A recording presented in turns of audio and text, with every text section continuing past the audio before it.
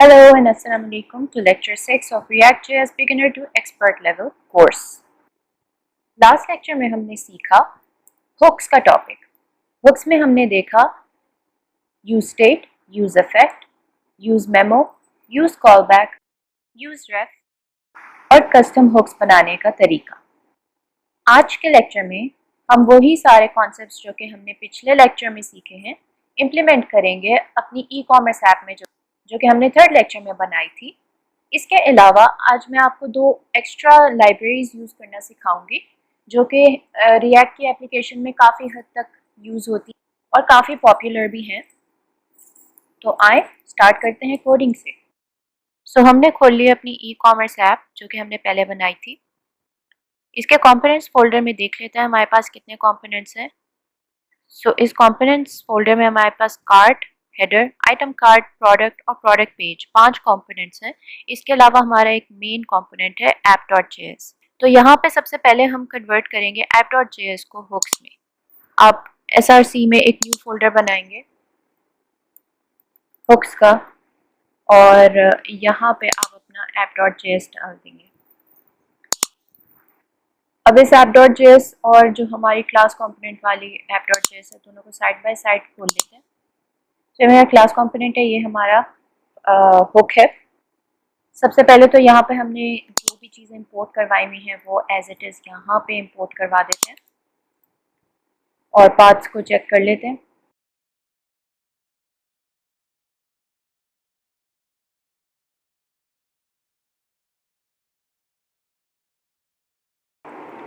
यहाँ पे सबसे पहले कंस्ट्रक्टर में देख लेते हैं हमारे पास कौन सी स्टेट है। पार्ट ओपन की स्टेट है, तो यहाँ पे सबसे पहले हम इंपोर्ट करवा लेते हैं यूज स्टेट को और यहाँ पे हम अपनी स्टेट बना लेते हैं कार्ट ओपन और set cart open is equal to use state और यहाँ पे हम इनिशियल वैल्यू फॉल्स भेज देते हैं। यहाँ पे हमारी एक ही स्टेट यूज़ हो रही है। सेकंड चीज़ जो हमने करवानी है वो ये कि ये काम जो हमने करवाया हुआ है यानी कि हमने अपने कंपोनेंट को रैप करवाया हुआ है कनेक्ट के कंपोनेंट के अंदर और ये काम हम इस तरीके से करवाएंगे कि ये एज इट इज़ कॉपी कर लेंगे। नेक्स्ट हम देखेंगे अपना component did mount. Component did mount as a set हम यूज इफेक्ट यूज़ कर सकते हैं ये बिहेवियर रेप्लिकेट करने के लिए। यूज इफेक्ट में हम क्या कर रहे थे कि जब भी क्लिक हो आपके मोडाल की विंडो के अलावा कहीं भी और तो आपका मोडाल क्लोज हो जाए, तो यही काम हम यहाँ पे कुछ इस तरीके से करवा लेंगे कि यूज इफेक्ट, यहाँ पे एक फंक्शन बना लेंगे। इस फंक्शन में हम इसको कॉपी कर लेंगे। रिमेंबर दिस का कीवर्ड हटा देंगे और इस हैंडलर को डायरेक्टली यूज करेंगे हैंडल क्लिक आउटसाइड को और अनमाउंट पे इसको साथ ही अनमाउंट भी करवा देंगे। Document dot remove event listener और इसके अंदर हम सेम आर्ग्यूमेंट्स पास कर देंगे और यहाँ बेसिकली ये रिटर्न हो रहा होता है हमारे पास एक फंक्शन।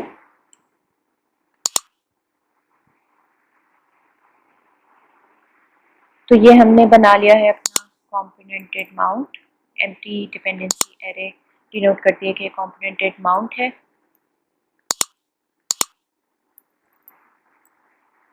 अब हम बना लेते हैं अपना हैंडल क्लिक आउटसाइड का हैंडलर। कौन से इसे डिफाइन कर लेते हैं और यहाँ पे जहाँ भी हमने दिस डॉट स्टेट किया हुआ है डायरेक्टली अपनी स्टेट को यूज़ कर लेंगे और जहाँ पे दिस डॉट सेट स्टेट किया हुआ है वहाँ पे हम सेट कार्ट ओपन और इसको फॉल्स सेट कर देंगे। नेक्स्ट हम बनाएंगे ये तीनों हैंडलर्स।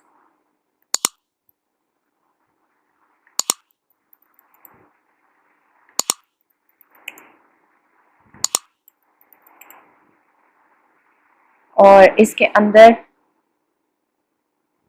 यहाँ पे हम स्टेट सेट करवा रहे हैं ट्रू, तो ये हो जाएगा सेट कार्ट ओपन ट्रू। यहाँ से कंसोल स्टेटमेंट हटा देते हैं। इफ़ कंटिन्यू शॉपिंग पे हमने चेक करना है, if cart open is true then set state to false.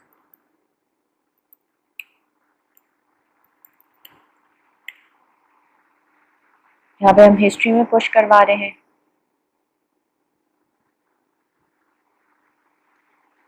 Render हम करवाएंगे सेम JSX को, और यहाँ पे हम ऑन कार्ट क्लिक को एज इट इज सेंड कर देंगे। कार्ट ओपन भी एज इट इज सेंड हो जाएगा। ऑन कंटिन्यू शॉपिंग हैंडलर और handle redirect on cart to cart भी एज इट इज सेंड हो जाएगा। इसको फॉर्मेट कर लेते हैं सेव करके। नेक्स्ट काम जो हम करेंगे वो ये है कि हम index.js में जाएंगे और index.js में यहाँ पे जो ऐप कंपोनेंट इंपोर्ट हो रहा है वो सोर्स डायरेक्टरी से गेट करने के बजाय हम हुक्स के फोल्डर से इस तरीके से गेट कर देंगे। यहाँ पे एक्शंस भी इंपोर्ट करवा लेते हैं।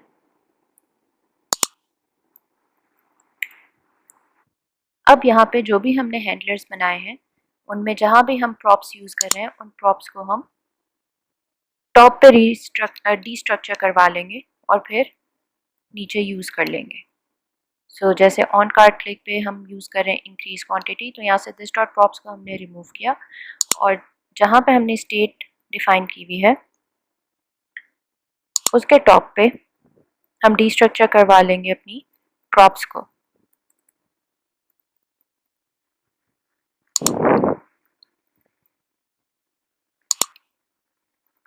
सो यहाँ पे हम इंक्रीज क्वांटिटी, इसके अलावा यहाँ पे हमारे पास प्रॉप से आ रहा है अपडेट सेलेक्टेड प्रोडक्ट्स,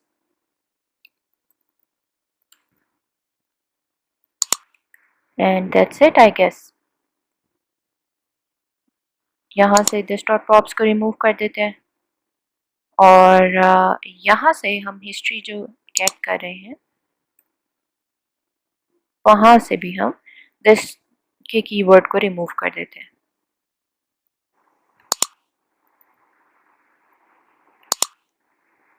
और आप देख सकते हैं कि हमारा प्रोडक्ट पेज का कंपोनेंट या app component, basically product page का नहीं ऐप कंपोनेंट परफेक्टली रेंडर हो गया है, जो कि अभी प्रोडक्ट पेज को और कार्ट पेज को रेंडर कर रहा है, जो कि अभी भी क्लास कंपोनेंट्स हैं।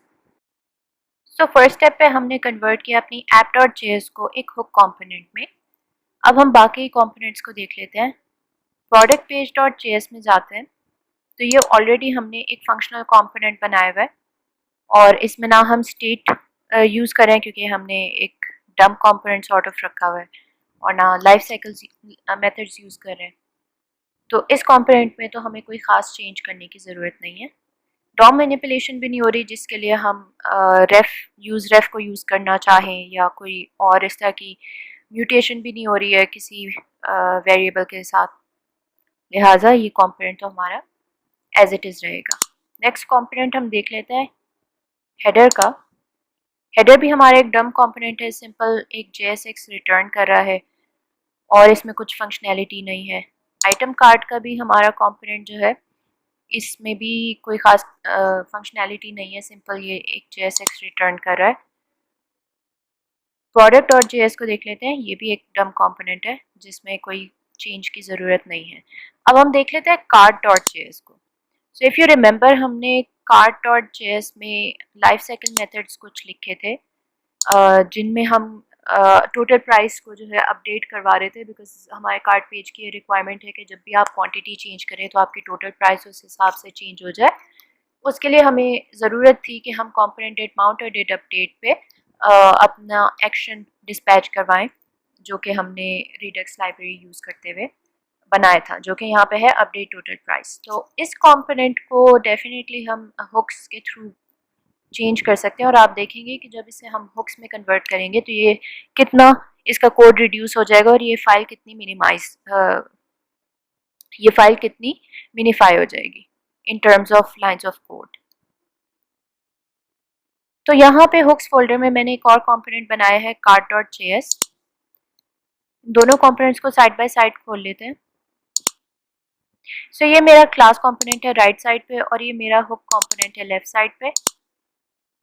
सबसे पहले मैं इस कंपोनेंट में पास करवा रही हूँ प्रॉप्स, और उसकी रीज़न ये है कि below this component, class component में भी आप देख सकते हैं हमने कुछ स्टेट्स को एज प्रॉप सेंड किया हुआ है इस कंपोनेंट के अंदर, और साथ ही हमने कुछ यहाँ पे एक्शन क्रिएटर्स क्रिएट किए हैं जो कि हम सेंड कर रहे हैं इस कंपोनेंट कार्ट को, और यहाँ पे हम कनेक्ट का HOC यूज़ कर रहे हैं जो कि ये हमें दोनों प्रॉप्स प्रोवाइड कर रहा है इस कंपोनेंट के अंदर। सो फर्स्ट ऑफ ऑल हमें इस कंपोनेंट में चाहिए है प्रॉप्स, तो हम यहाँ पे पास करवा देंगे प्रॉप्स।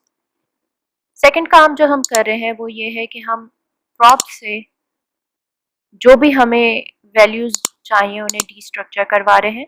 जैसे कि सेलेक्टेड आइटम्स चाहिए हमें, अपडेट टोटल प्राइस का एक्शन क्रिएटर चाहिए, इंक्रीज क्वांटिटी डिक्रीज क्वांटिटी भी हमारे दोनों एक्शन क्रिएटर्स हैं ये चाहिए, और इसके अलावा टोटल प्राइस की स्टेट चाहिए हमें जो कि हमारे रीडक्स से आ रही है। अब नेक्स्ट जो स्टेप है वो काफ़ी इम्पॉर्टेंट है। वापस क्लास कंपोनेंट में जाते हैं और इसमें अगर आप देखें तो हमारे पास एक कंपोनेंट डेट माउंट का लाइफ साइकिल मेथड है और एक कंपोनेंट डेट अपडेट का लाइफ साइकिल मेथड है। हम कर क्या रहे हैं कि जब हमारा कंपोनेंट माउंट होता है तो हम अपनी टोटल प्राइस को अपडेट करवाते हैं और उसमें सेंड कर देते हैं अपने जो भी यूज़र ने सेलेक्ट किए हों आइटम्स।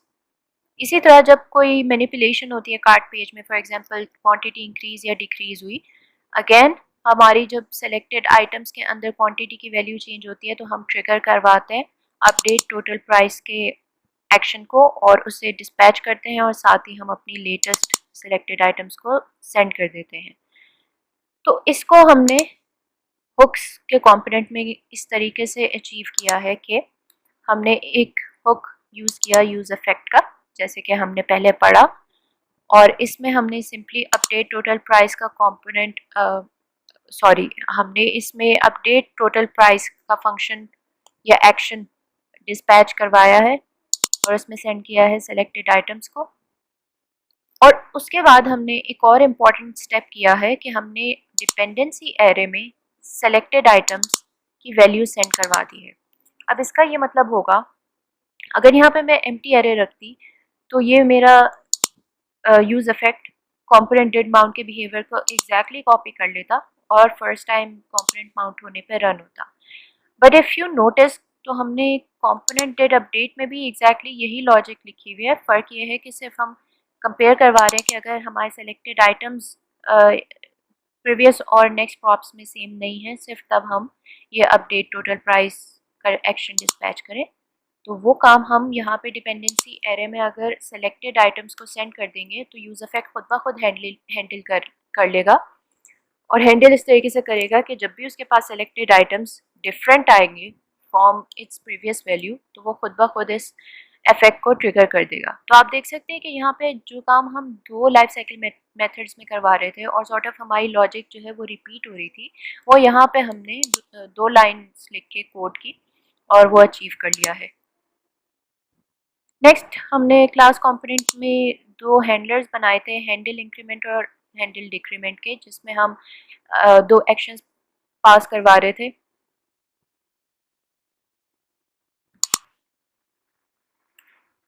जिसमें हम दो एक्शंस पास करवा रहे थे, इंक्रीज क्वांटिटी और डिक्रीज क्वांटिटी के।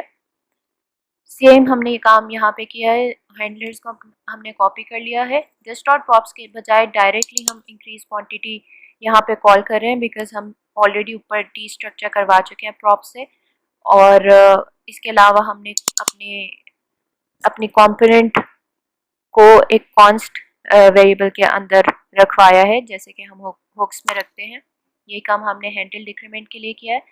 नेक्स्ट अब बारी आ जाती है JSX की, तो वो काफ़ी हद तक दोनों कंपोनेंट्स में सेम है, सिवाय यहाँ पे हमने ऑन क्लिक पे दिस डॉट हैंडल इंक्रीमेंट को कॉल किया हुआ है, जबकि यहाँ पे हमने डायरेक्टली अपने दोनों मेथड्स को पास करवाया हुआ है, हैंडलर्स को पास करवाया हुआ है विदाउट यूजिंग दिस कीवर्ड।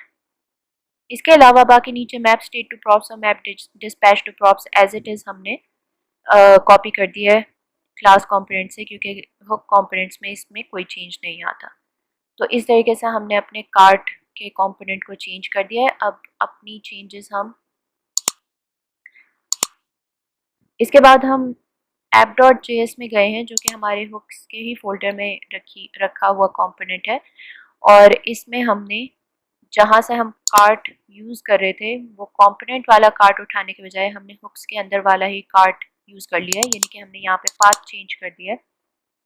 और पाथ चेंज करने के बाद अब हम वापस जाते हैं ब्राउज़र पे और चेक करते हैं कि हमारी वेबसाइट सही चल रही है या नहीं। तो ये हमारी वेबसाइट का प्रोडक्ट पेज है, ये हमारा मोडाल है। यहाँ से हम गो टू कार्ट में करेंगे और आप देख सकते हैं कि हमारा कार्ट पेज परफेक्टली रेंडर हो रहा है। यहाँ से हम इंक्रीज़ और डिक्रीज़ करके देखेंगे तो यहाँ पे भी हमारे पास परफेक्ट रिजल्ट्स आ रहे हैं। सो आप देख सकते हैं कि हमने हुक्स में कन्वर्ट करके अपने app.js के कंपोनेंट को भी कितना रिड्यूस कर दिया है, from 96 lines to its 74 lines. और कार्ट कंपोनेंट को भी अगर देखें तो previously it was about 96 lines और अब हमने इसे डिक्रीज करके 84 लाइन्स कर दिया है। मोर सो लाइन से ज़्यादा हमने इसमें फंक्शनैलिटी को रिड्यूस किया है, जैसे कि हमने यहाँ पे यूज़ इफेक्ट को दो लाइफ साइकिल मेथड्स में ब्रेक करने के बजाय एक ही मेथड के ज़रिए दो काम करवाए हैं। अब हम देखते हैं कि हम अपने रेंडरिंग को किसी तरीके से ऑप्टिमाइज़ करवा सकते हैं या नहीं, लेकिन उससे पहले हम ये देख लेते हैं कि हमारे कितने कंपोनेंट्स रेंडर हो रहे हैं।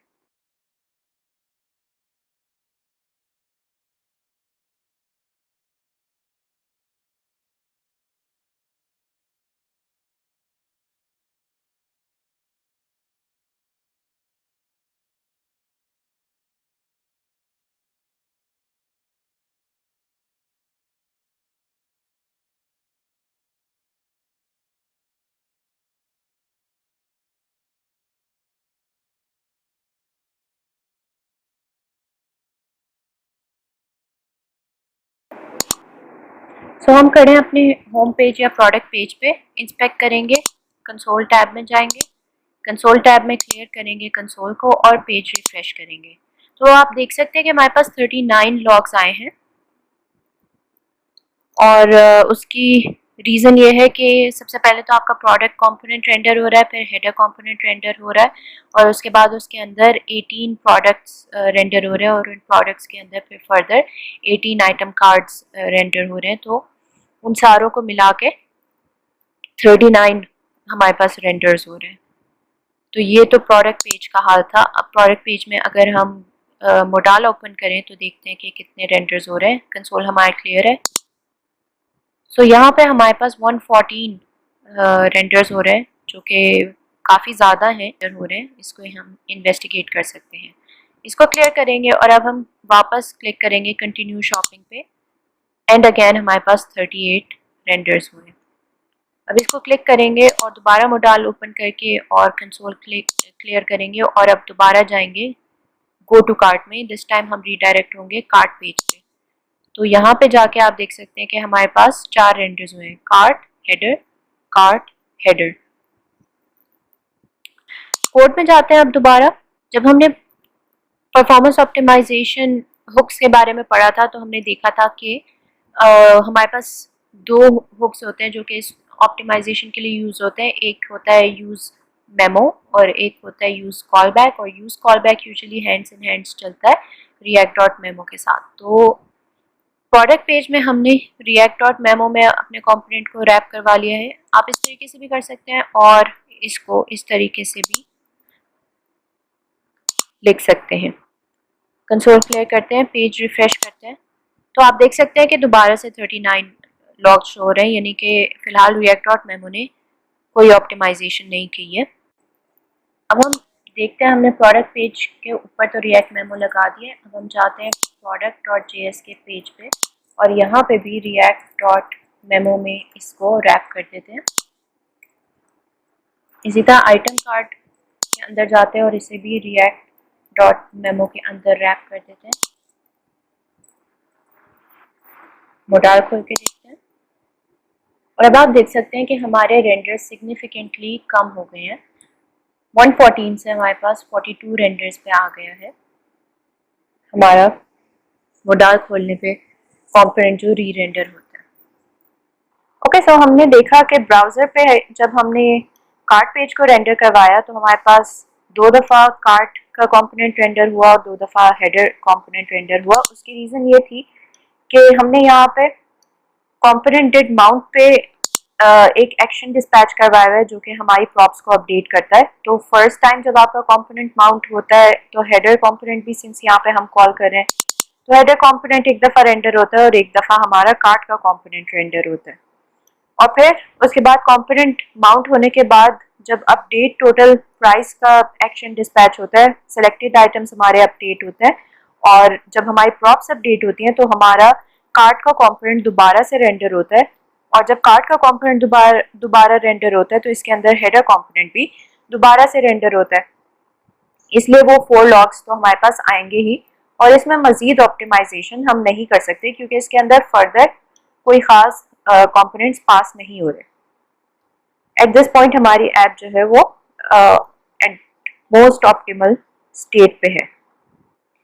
इस लेक्चर के नेक्स्ट हाफ में हम देखेंगे कुछ यूटिलिटी लाइब्रेरीज को जो कि हम अपनी रिएक्ट ऐप के अंदर यूज़ करते हैं, जो कि जनरली भी मार्केट में बहुत ज़्यादा यूज़ की जा रही हैं। जब भी कोई प्रोजेक्ट बनाया जाता है रिएक्ट ऐप का तो मोस्टली उसमें कंपनीज जो है वो इस तरह की फेमस और रिलायबल लाइब्रेरीज को यूज़ करते हैं for better UI, better performance and better development.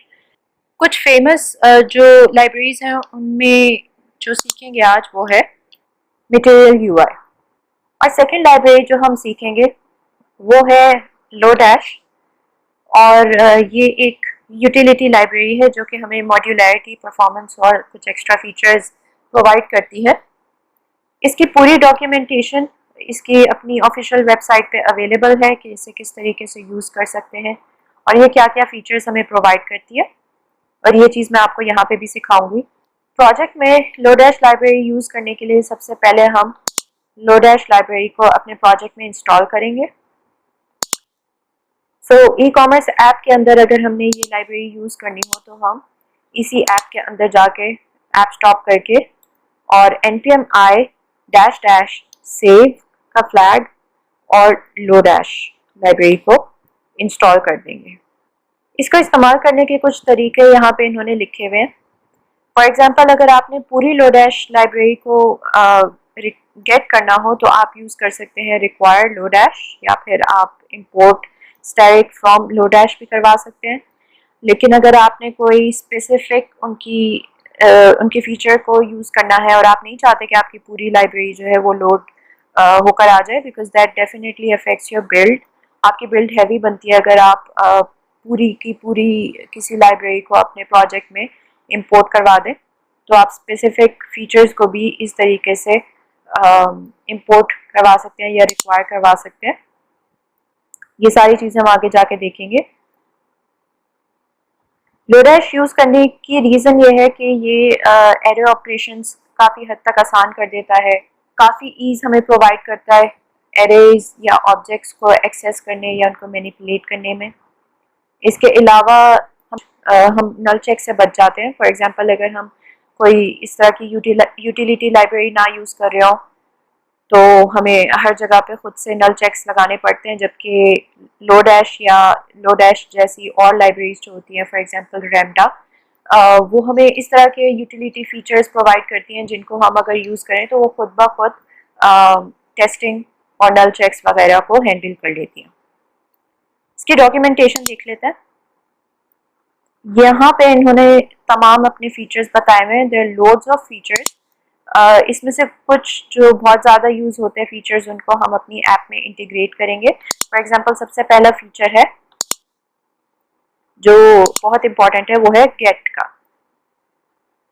तो गेट बेसिकली क्या करता है कि गेट के अंदर आप प्रोवाइड कर देते हैं अपना ऑब्जेक्ट, और उस ऑब्जेक्ट में से आपने जो प्रॉपर्टी गेट करनी हो उसका पाथ और डिफ़ॉल्ट वैल्यू प्रोवाइड कर देते हैं, जो कि सॉर्ट ऑफ आपकी फॉल बैक वैल्यू होती है कि अगर उस पाथ पे लेट्स से अनडिफाइंड हो या वो पाथ ना एग्जिस्ट करता है उस ऑब्जेक्ट के अंदर, तो ये डिफ़ॉल्ट वैल्यू आपके उस वेरिएबल में सेव हो जाएगी जिसके लिए आप ये गेट का फंक्शन यूज़ कर रहे हैं।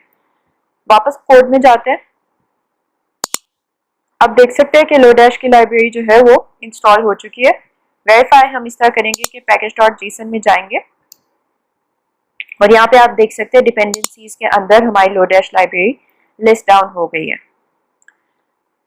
अब हम अपने पुराने app.js को डिलीट कर देते हैं और इसी तरह हम अपने कार्ट के कंपोनेंट को भी डिलीट कर देंगे क्योंकि ये भी क्लास कंपोनेंट है जो कि अब हम नहीं यूज करेंगे। अब हम अपने app.js के अंदर जाएंगे और इसमें हम देखते हैं कि हम कहाँ कहाँ वैल्यूज गेट कर रहे हैं ऑब्जेक्ट से, जो कि हम लोडैश के गेट मेथड के थ्रू गेट करवा सकते हैं। सबसे पहले यहाँ पे हम गेट को इंपोर्ट करवा लेते हैं। सो हम लिखेंगे import get from Lodash slash, और यहाँ स्लैश के बाद हमारे पास सारे इसके मेथड्स आ जाएंगे जो हम यूज़ कर सकते हैं, तो हम यहाँ पे गेट यूज़ करेंगे। अब अगर हम अपने पहले हैंडल को देखें, हैंडलर को देखें, हैंडल क्लिक आउटसाइड, तो यहाँ पे हम इवेंट से टारगेट और टारगेट से फिर पेरेंट नोड गेट करें जिस पे हमने नल चेक नहीं लगाया हुआ।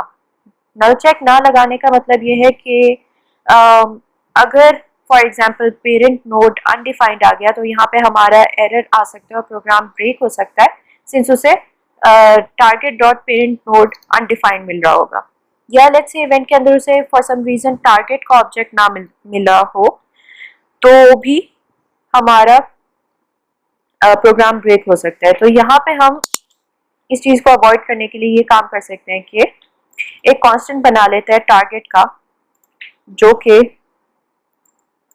हम इवेंट के ऑब्जेक्ट के अंदर से गेट करेंगे। सो फर्स्ट आर्ग्यूमेंट में आ जाएगा ऑब्जेक्ट, सेकंड में आ जाएगा पाथ, और पाथ हमारा होगा टारगेट, जो कि हम एज अ स्ट्रिंग सेंड करेंगे, और डिफॉल्ट वैल्यू हमारे पास आ जाएगी नल।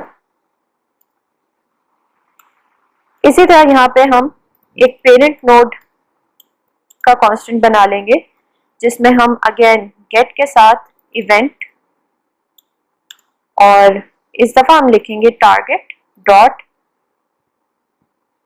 पेरेंट नोड, या फिर एक और काम कर सकते हैं कि बल्कि नहीं, यही ठीक है, और यहाँ पे हम फॉर बैक वैल्यू रख सकते हैं नल, और इस तरीके से हम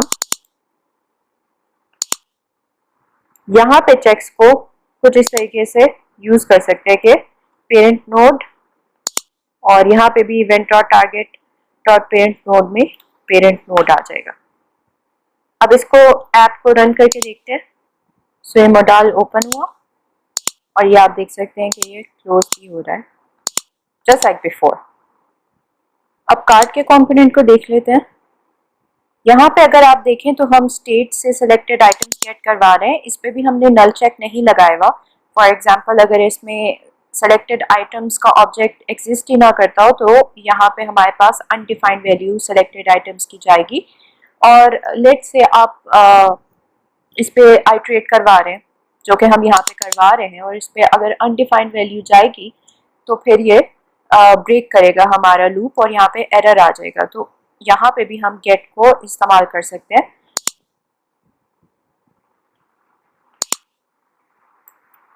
उसी तरीके से जिस तरीके से हमने app.js में किया।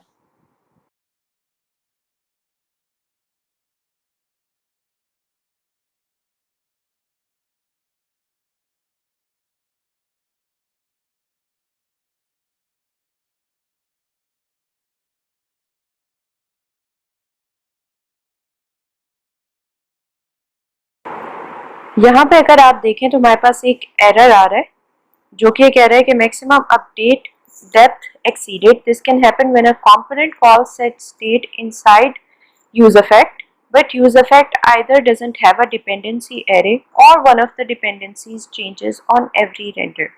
और ये हमारे पास एरर आ रहा है कार्ट पेज में।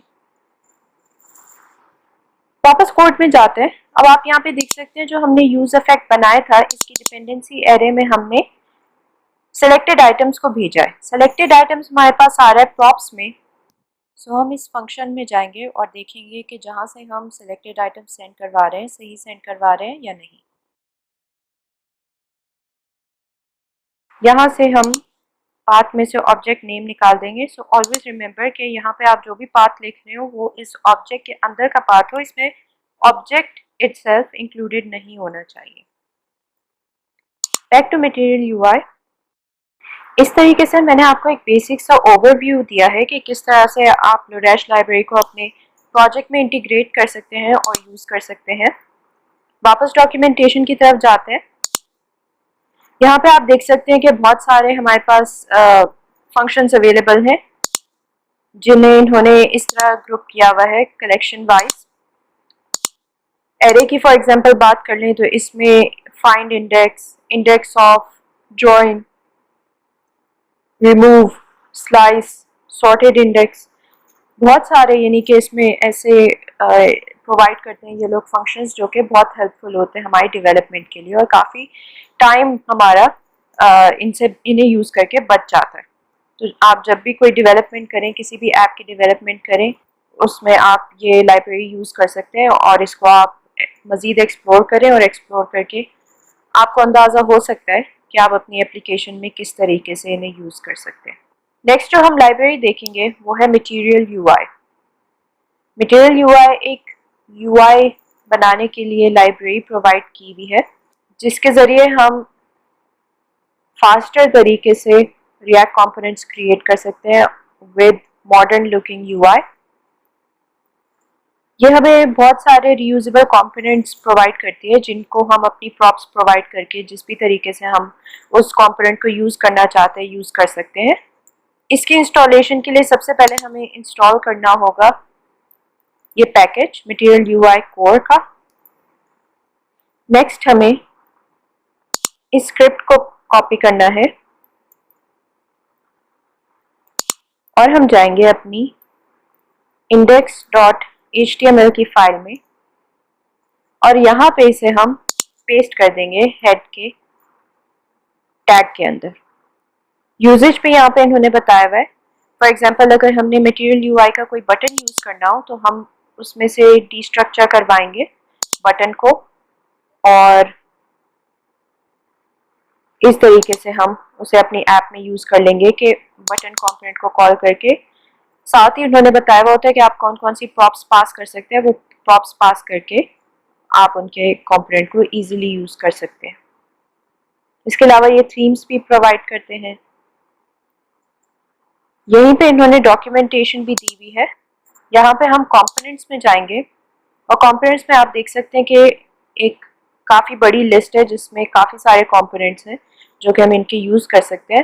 फॉर एग्जांपल हमने अपनी ऐप में हेडर डाला हुआ है तो यहाँ पे हम ऐप बार के कंपोनेंट को देख लेते हैं जो कि एक सिंपल सा हेडर है, जिस तरह का हेडर हमारी ऐप में भी यूज़ हो रहा है और इसको इन्होंने यहाँ पे यूज़ करना भी सिखाया हुआ है कि किस तरीके से हम यूज़ कर सकते हैं।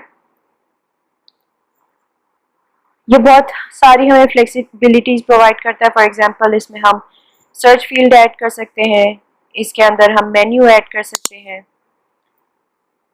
हम सर्च फील्ड की पोजीशन सेट कर सकते हैं, हम हेडर को इस तरह का बना सकते हैं कि ये डेस्कटॉप पे यूज़ हो जाए। लाइकवाइज बहुत सारे इसमें फीचर्स हैं।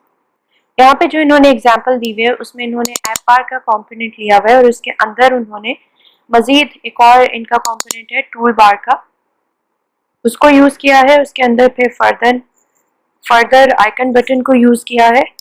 आइकन बटन भी देख लेते हैं क्या है, किस किस्म का इनका कंपोनेंट है। टूल बार को भी देख लेते हैं, टाइपोग्राफी के भी कंपोनेंट को देख लेते हैं।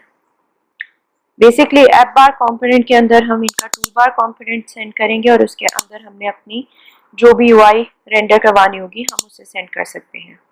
तो यहाँ पे हमारा मटेरियल यूआई का पैकेज इंस्टॉल हो गया है।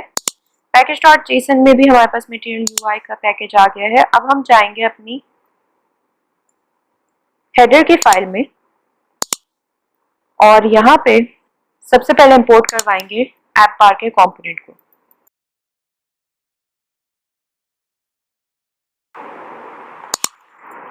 जब आप डायरेक्टली ऐप बार को एक्सेस करेंगे तो आपको नेम इंपोर्ट करने की भी ज़रूरत नहीं है और यहाँ पे आप जहाँ रिटर्न करवा रहे हैं वहाँ ऐप बार के कंपोनेंट के अंदर इसको रैप कर देंगे। फिलहाल इस डिव को रिमूव करके देखते हैं कि हमारी ऐप बार कैसी शो हो रही है। तो आप देख सकते हैं कि ये हमारी ऐप बार आ रही है एट द मोमेंट। इसमें हमने अभी टूल बार का कंपोनेंट नहीं डाला। इसी को कॉपी करके यहाँ पे टूल बार को इंपोर्ट करवा लेते हैं और इसके अंदर अब हम सेंड करते हैं टूल बार के कंपोनेंट को। और अब आप देख सकते हैं कि हमने अपने यूआई को टूल बार के कंपोनेंट में रैप किया तो ये खुद ब खुद इसने इसकी पोजीशन को फिक्स कर दिया है। अब नेक्स्ट हम ये काम करते हैं कि ये जो हमने कार्ट का आइकन बनाया हुआ है इसको आइकन बटन बनाते हैं। सो यहाँ पे हम सर्च करते हैं आइकन बटन को। सबसे पहले इंपोर्ट करवा लेते हैं आइकन बटन को अपने कंपोनेंट के अंदर। यहाँ पे देख सकते हैं कि इन्होंने बताया हुआ है कि हम अपने आइकन बटन को कौन कौन सी प्रॉप्स सेंड कर सकते हैं। हम अपने आइकन बटन को चिल्ड्रन की प्रॉप सेंड कर सकते हैं, क्लासेस सेंड कर सकते हैं, कलर सेंड कर सकते हैं जिस भी कलर का हमने उस आइकन को रखना हो, disable focus ripple, disable ripple, edge size, सब कुछ हम इसमें सेट कर सकते हैं। इसका एक डेमो भी देख लेते हैं। यहाँ पे आप देख सकते हैं कि बटन्स के अंदर इन्होंने आइकन बटन्स का एक डेमो दिया हुआ है। सिंपली इन्होंने आइकन बटन का कंपोनेंट यूज करते हुए उसके अंदर सेंड करवाया है। यहाँ पे हमारे पास ऑप्शन होती है पूरा सोर्स कोड देखने की, तो हम इसके सोर्स कोड में देख लेते हैं। यहाँ से इन्होंने डिलीट आइकन मटेरियल यूआई के आइकन से ही उठाया हुआ है और वो आइकन बटन के अंदर सेंड किया हुआ है। यहाँ पे हम एक काम करते हैं कि आइकन बटन के कंपोनेंट बना के और उसके अंदर हम अपना इमेज सेंड करवा देते हैं कार्ट का।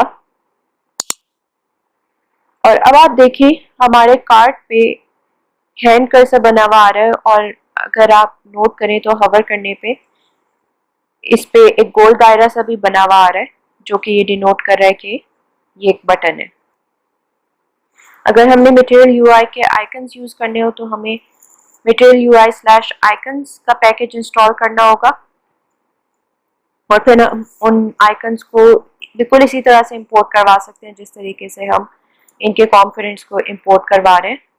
फॉर एग्जांपल यहाँ पे अगर मैं इनके इस पैकेज को अपने कंपोनेंट के अंदर इंपोर्ट करवाऊँ, इंस्टॉल करवाऊँ, एक और आइकन बटन बनाती हूँ।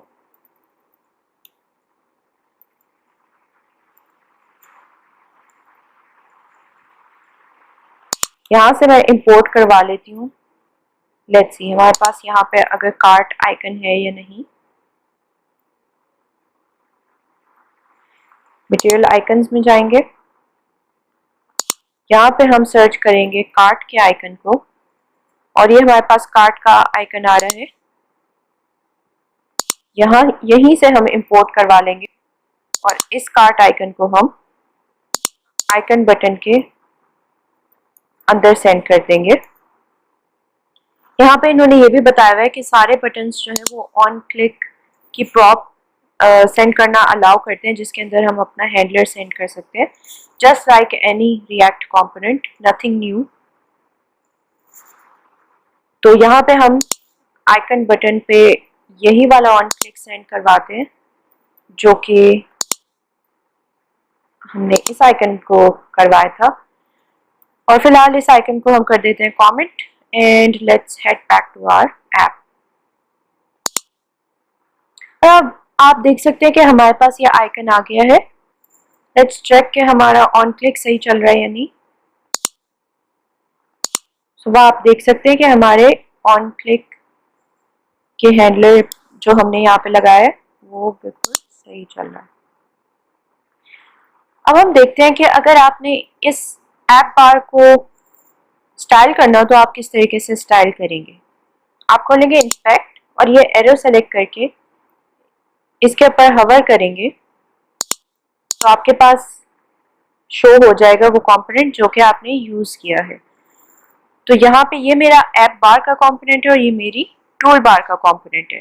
पहले एक्सप्लोर करते हैं ऐप बार के कंपोनेंट को। तो इसमें इन्होंने एक क्लास है MUI ऐप बार डैश कलर प्राइमरी जिसमें बैकग्राउंड कलर दिया हुआ है। अगर इसको रिमूव कर दें तो ये वाइट हो जाएगा। लेट्स से हमें इस स्पेसिफिक क्लास को ओवरराइड करना है तो वो काम भी मैं आपको सिखाती हूँ कि किस तरह कर सकते हैं। Back to the code. इसका हल ये है कि हम हेडर की CSS फाइल में जाएं और यहाँ पे इस क्लास को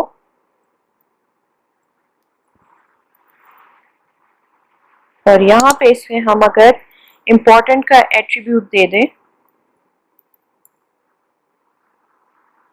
तो वो आप देख सकते हैं कि ये across our app change visible हो जाएगी।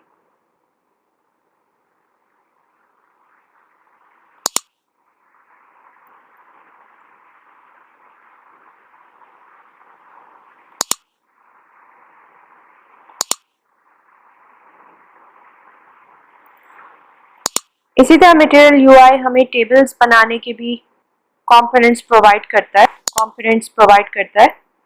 काफ़ी फ्लेक्सिबल है, काफ़ी प्रॉप्स प्रोवाइड करते हैं, हर तरह का इसमें हम टेबल बना सकते हैं। आप देख सकते हैं कितनी सारी टाइप्स इन्होंने यहाँ पे शो की हुई है हमें। यहाँ पे मैंने डेमो पर्पस के लिए एक और कंपोनेंट यूज़ किया है मटेरियल UI का, टेबल कंपोनेंट। ये कंपोनेंट आप यहाँ से, ये कंपोनेंट बेसिकली मैंने इसका यूज़ किया है। टेबल कंपोनेंट ये है, इसको कहते हैं स्पैनिंग टेबल। ये हमारे रिक्वायरमेंट से सबसे करीब था। अब आप देख सकते हैं कि इसमें कितने टाइप्स के टेबल हैं कि हमने जो टेबल बनाया उससे भी मिलता जुलता हमें एक टेबल मिल गया। इसको यूज़ करते हुए मैंने अपने कार्ड पेज को दोबारा से डिज़ाइन किया है सिंपल सा। सो ये मेरा कार्ड पेज है एम्प्टी स्टेट में। मैं वापस होम पे जाऊंगी और यहाँ से आइटम सेलेक्ट करूंगी और कार्ड पे क्लिक करूंगी तो यहाँ पे आप देख सकते हैं कि सारी वैल्यूज़ मेरे पास आ रही हैं और बिल्कुल उसी तरीके से मेरा ये प्रोग्राम चल रहा है जैसा पहले चल रहा था। So that's it for today. इस ऐप को आप जितना मर्जी अच्छा डिज़ाइन करना चाहें, अब आपके पास मटेरियल UI की एक्सेस है। आप मटेरियल UI को एक्सप्लोर करें, उसके डिफरेंट कंपोनेंट्स को एक्सप्लोर करें और जो कुछ आप इंटीग्रेट कर सकते हैं इस ऐप में बेहतर बनाने के लिए इस ऐप को वो आप यूज़ करें। चाहे तो आप खुद से CSS लिख के और खुद से कंपोनेंट्स बना के और उसके थ्रू UI बनाएं। पर ये मैंने आपको एक तरीका सिखा दिया है मटेरियल UI यूज़ करने का।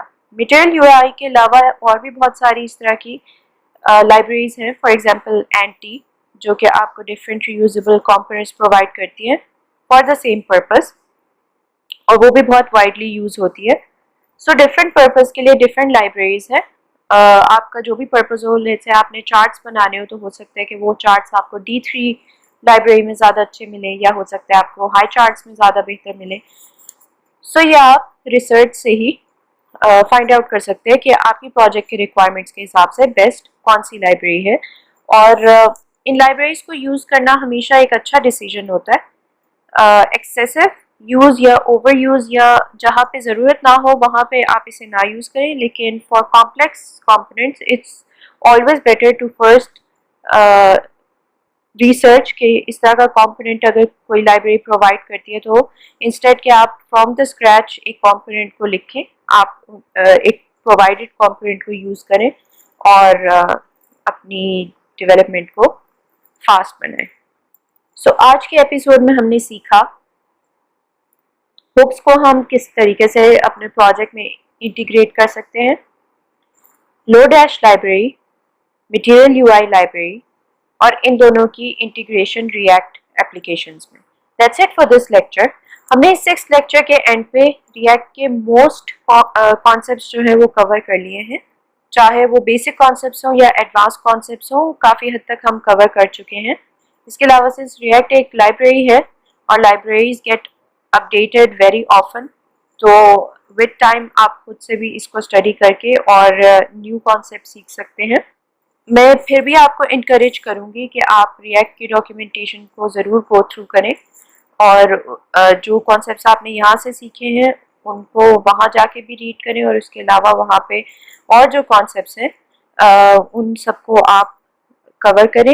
मैंने काफ़ी हद तक कॉन्सेप्ट्स कवर कर लिए हैं रिएक्ट के जो कि ज़्यादा इम्पॉर्टेंट हैं या जो बहुत ज़्यादा यूज़ होते हैं, but you will still find some concepts जो कि आपके लिए, अगर आप स्टडी करें तो आपकी इंफॉर्मेशन या नॉलेज के लिए अच्छे रहेंगे। So that's it for this lecture. See you in the next lecture, जो कि हमारा लास्ट लेक्चर होगा।